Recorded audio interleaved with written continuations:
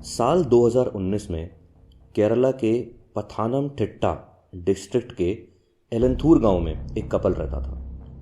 दोनों ही हस्बैंड और वाइफ पेशे से आयुर्वेदिक डॉक्टर्स थे और इसी वजह से अपने आसपास पड़ोसियों में उनकी काफ़ी इज्जत थी। लेकिन घर की चार दीवारी के अंदर सब कुछ इतना भी सही नहीं था।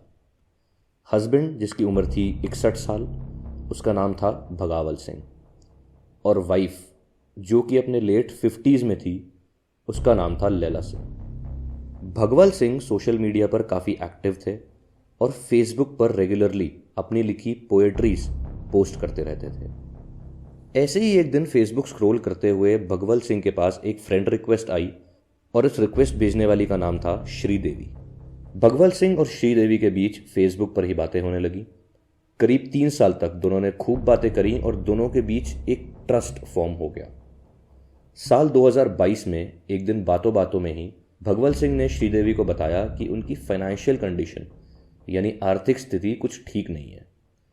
श्रीदेवी ने उन्हें कहा कि कुछ वक्त पहले तक उसकी भी फाइनेंशियल कंडीशन अच्छी नहीं थी और वो भी काफ़ी परेशान रहती थी। लेकिन फिर वो एक ऐसे इंसान से मिली जिसने उसकी बहुत मदद करी और उसे उस सिचुएशन से बाहर निकाला।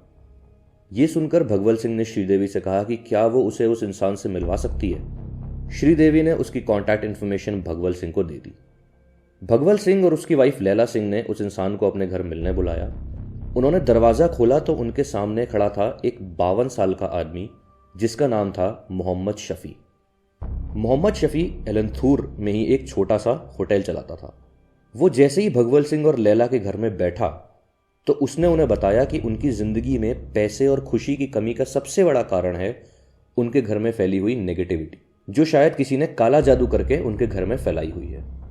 वो बोला कि वो ये सब इसलिए समझ पा रहा है क्योंकि वो खुद एक ऑकल्ट प्रैक्टिशनर यानी जादू टोना या तंत्र मंत्र की विद्याएं जानने वाला आदमी है, और श्रीदेवी की फाइनेंशियल प्रॉब्लम्स को भी उसने तंत्र मंत्र से ही दूर किया था। भगवल सिंह और उसकी वाइफ लैला, जो खुद पढ़े लिखे थे, फिजियोथेरेपिस्ट थे, आयुर्वेदिक डॉक्टर्स थे, शफ़ी की बातों पर भरोसा करने लग गए।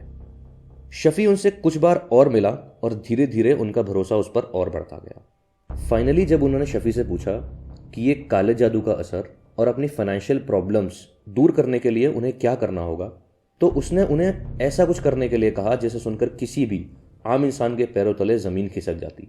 मगर शायद अपने लालच के आगे भगवल सिंह और लैला को सब कुछ साफ साफ दिखना बंद हो चुका था।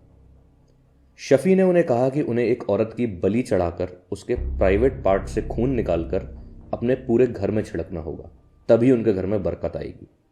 उन्हें शफ़ी की बात पर भरोसा तो होने ही लगा था, लेकिन फिर भी कंफर्म करने के लिए उन्होंने अपनी फ्रेंड श्रीदेवी से फेसबुक पर इस बारे में बात की और श्रीदेवी ने भी उन्हें बताया कि उसने भी ऐसे ही अपनी फाइनेंशियल प्रॉब्लम दूर की थी।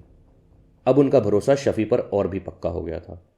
लेकिन जो बात उन्हें तब तक नहीं पता थी वो ये कि श्रीदेवी नाम की औरत असल में कोई थी ही नहीं, और जो पिछले 3 साल से उनसे श्रीदेवी बनकर बात कर रहा था वो खुद शफ़ी ही था। 27 सितंबर 2022 को पलानियम्मा नाम की एक महिला कोची के कदवंतरा में पुलिस स्टेशन पहुंची। उन्होंने पुलिस को बताया कि उनकी बहन पद्मा, जिसकी उम्र 52 साल है, कि कल से कोई खबर नहीं है। पद्मा कदवंतरा में अकेली रहती थी और लॉटरी टिकट बेचती थी।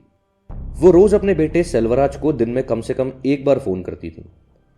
26 सितंबर को जब पद्मा का फोन नहीं आया तो सेल्वराज ने उन्हें कॉल किया, मगर उसका कॉल पिक नहीं हुआ।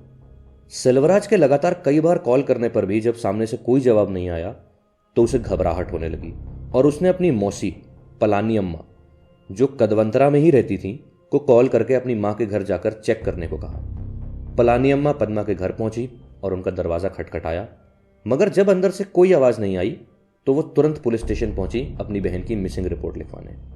पलानियम्मा की कंप्लेंट सुनते ही पुलिस तुरंत उनके साथ पद्मा के घर पहुंची।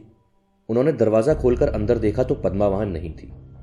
पुलिस ने पद्मा के फ़ोन की डिटेल्स निकलवाई ये जानने के लिए कि आखिरी बार उसका फ़ोन कहाँ एक्टिव था। उसका फ़ोन कोची से करीब 100 किलोमीटर दूर पथानमथिट्टा डिस्ट्रिक्ट में पिछले दिन यानी 26 सितंबर को ऑफ हुआ था।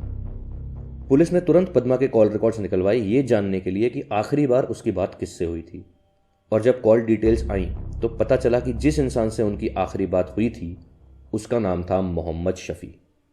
जिस वक्त पद्मा का फ़ोन नंबर आखिरी बार एक्टिव था, उसी वक्त शफ़ी का नंबर भी उसी मोबाइल टावर के पास एक्टिव था। मोबाइल नंबर की मदद से पुलिस ने शफ़ी को ट्रैक किया और उससे सवाल करने के लिए पथानमथिट्टा डिस्ट्रिक्ट की तरफ रवाना हुए। वो उस होटल पर पहुंचे जिसे शफ़ी चलाता था और उसे पकड़कर पूछताछ के लिए पुलिस स्टेशन ले आए। इन्वेस्टिगेशन के दौरान शफ़ी ने पुलिस को बताया कि वो 26 तारीख को बिजनेस के काम से अरनमुला गया था और उसका पद्मा से कोई लेना देना नहीं है। मगर जब पुलिस ने उसका बैकग्राउंड चेक किया तो उन्हें पता चला कि कुछ वक्त पहले वो एक 75 साल की महिला के रेप के आरोप में 15 महीने जेल में काट चुका है, जिसके बाद वो बेल पर बाहर निकल गया था। ये इन्फॉर्मेशन मिलने के बाद पुलिस ने उसे वहीं बिठा लिया और अपना इन्वेस्टिगेशन जारी रखा। इसी वक्त के आसपास पुलिस को एक और केस के बारे में पता चला जो कि पद्मा के केस से काफ़ी मिलता जुलता था। पद्मा की ही तरह एक और लॉटरी टिकट बेचने वाली महिला जिनका नाम था रोसली 6 जून 2022 से लापता थी। रोसली की उम्र 49 साल थी और वो कलाड़ी में रहती थी।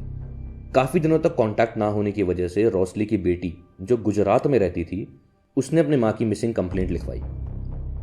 जब पद्मा के केस में इन्वेस्टिगेट कर रही पुलिस ने रोसली के केस पर भी नजर डाली तो उन्हें पता चला कि शफ़ी कुछ वक्त पहले पेरुम्बवूर में रहता था, जो कि कलाड़ी के बहुत पास था, जहां से रोसली गायब हुई थी।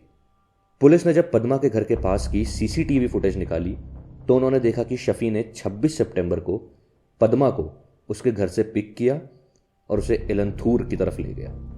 शफ़ी की कॉल डिटेल्स को खंगालने पर पुलिस को 2 और फ़ोन नंबर्स मिले जिनसे वो रोसली और पद्मा के गायब होने के वक्त लगातार कांटेक्ट में था, और उन दोनों फ़ोन नंबर्स के मालिक थे भगवल सिंह और उसकी पत्नी लैला सिंह।